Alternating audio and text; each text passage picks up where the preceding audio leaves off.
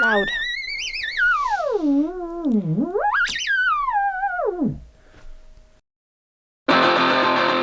Get off my lawn! Next is section 3, which is we're going to do 10 albums from our childhood. So you want to start? It looks like you actually made a list. Yes, I actually made a list, because otherwise I'd never remember them. Okay, first on my list is Pet Sounds. Brian Wilson. Brian Wilson, the Beach Boys. Not everybody knows. So, I got my first copy of Pet Sounds on cassette when I was 9, I think. Yeah. Yeah. And that blew my mind.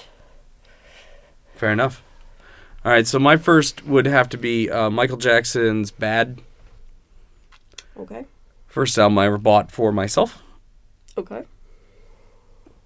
And, yeah, it was just had a profound impact. I listened to the snot out of that record. I transcribed every note.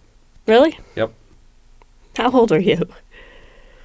Well, I mean, I continued to listen to it. Okay. But, yeah, I learned I knew that album inside and out probably by the age of 9. Okay. Which was before I could play. When they taught us in school, I didn't initially understand that, I could play anything I wanted on the trombone. Mm-hmm. They told me a thing to play. They said, play this note. And I play the note. So it wasn't until I got into it for a long time did I realize, I can listen to things and play it. But yeah, I would still learn things note for note, very detailed. Okay. All right, what's your number 2?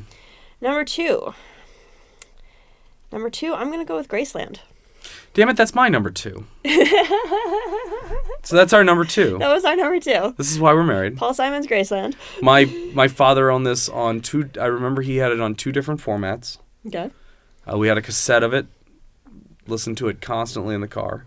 Mm-hmm. And he later bought it on CD. Okay. I now own it on vinyl. So I have a CD of it. I don't have a cassette of it, though I'm getting into cassette, but not from a collector's standpoint. Is that Thunder? I think that may be Thunder. Oh, we got to go play Mozart's tonight. All right, let's keep it rolling. Hopefully we don't lose power. Yeah, okay. All right. So that's 2. What's 3? That's 2. 3, I'm going to go with the best of Herman's Hermits. Fair enough. I never... That sounds like your dad. No, that was Mom. Oh, okay. Mom had that on vinyl, and starting about 3rd grade, I was allowed to listen to her vinyl collection, and yeah, that was really my introduction to the British invasion. Yeah. My number 3 would be Queen's Greatest Hits, the red one. Okay. Where's that Best of Queen? It's red. It was a 2 CD thing. It was like Volume 1, Volume 2 was red and green. But I only ever really listened to the red much as a kid. But I listened to that just nonstop. Started with, We Will Rock You. Uh-huh. Then goes into We Are the Champions. And then the third is Another One Bites the Dust. It's like the best of ever made. Keep going. Okay. So, number 4 is what we're at? Yeah. Number 4, we're going to go with Some Girls by the Rolling Stones. Fair enough. It's a good album. It's a very good album. Rolling Stones are great. My number 4 would have to be the best of, I think it's actually the best of Harry Nilsson, or Harry Nilsson's Greatest Hits. It's a black CD. I have a copy somewhere. Harry Nilsson. Just, my dad loved Harry Nilsson, and for good reason. All right, what's your number 5? Number 5 is going to be In-A-Gadda-Da-Vida by Iron Butterfly. Awesome. This is kind of why you're awesome. End of 6th grade, I was 12. We moved houses, and I finally got to see my dad's record collection. Up until this point, we lived in a house where Dad literally kept his stereo and all of his records and CDs locked in a closet. Like, we're talking, you had to have the key to get into it. Yeah. So we moved, and it all came out in the open, and I finally got to see his record collection. And I picked up this album, and I was like, "What is this?" And he's like, "Oh, that's In-A-Gadda-Da-Vida." And I'm like, "What's In-A-Gadda-Da-Vida?" And so he put it on for me, and I remember just sitting there. We didn't even have furniture in the living room. It was literally the cabinet with the stereo, and that was about it. That sounds like your dad. We're setting up the stereo first. Yeah, I would do the same. And I just remember sitting there, like on the little ledge from the entryway down in the living room, and just listening to this album, going, "Oh my god!" Yeah. What are we on, 6? I think so. Or was that 5? Either way, mine is the best of the Bee 5. Gees. Okay. There's like a Bee Gees greatest hits that's like disco hits and stuff. This was pre, what's his name? Andy? Was Andy the first one to go? I don't remember. But this was back when all the brothers were together, and they were just kind of like this Australian boy band, for lack of a better way of putting it. But God, those songs were really good. Mm-hmm. Yep. Okay, so next one's what, 6? Yeah. Well, I don't know. You got your list. Oh, my list is not numbered. Well, so 6 for me would be Sgt. Pepper. It's a good one. It's my Beatles album. I didn't have a ton of exposure to the Beatles. Mm-hmm. My parents didn't really listen to the Beatles. So I didn't listen to it till later, though my personal favorite's Rubber Soul. Yeah, but I think Yeah. I think Sgt. Pepper was just the first one I got my hands on. Well, and as a kid, you'd be like, "Oh, look at that! That's quite the cover." Yeah, like that's that too. that's quite the cover. Yeah, mine would have to be probably Mark Cohen. I think it's actually Walking in Memphis. I forget the actual name of it. Okay. It's the one with Mark Walking in Memphis on it.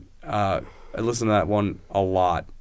In fact, that's one of those albums, like, my dad still has his copy. Mm-hmm. So, like, about a year ago, I ordered it on Amazon for, like, $5. This is the great thing about it. Amazon's got all sorts of old CDs for, like, $5. Yep. And it's really great because it's, like, I can find stuff that I listened to as a kid. But some of the stuff's still like $12, $15. It's kind of nuts.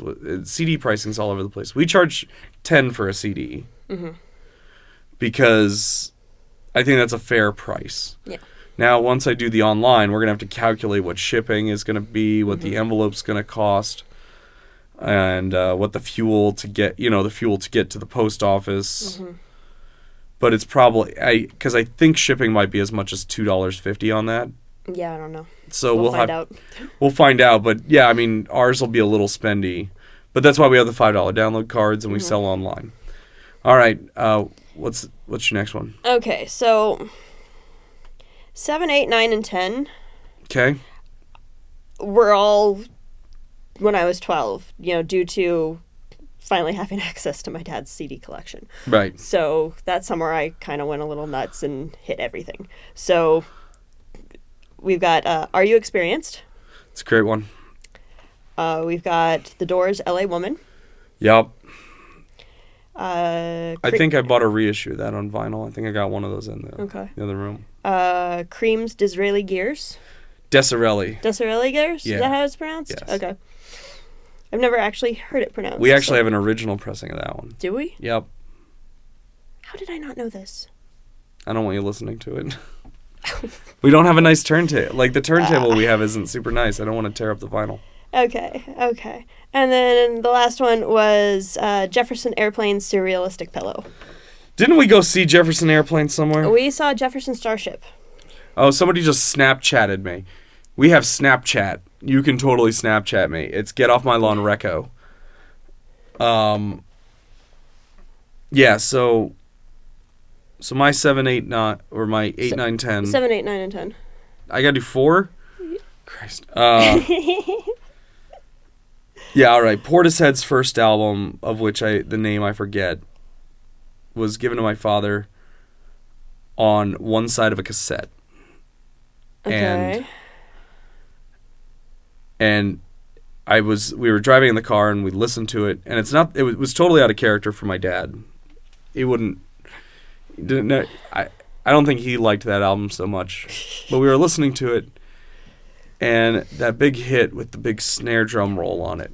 I was sitting in the car. I'm in the passenger seat, in the car that I later learned to drive on. We were going down the Taconic, and I said, "Hey, that snare is too loud." And that's how we got to this. So it's Portishead's fault, huh? we can blame Portishead to an extent. John Prine, Lost Dogs and Mixed Blessings. Okay.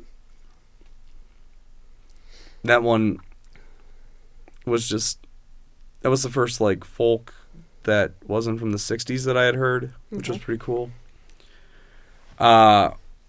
Raffi, Evergreen, Everblue.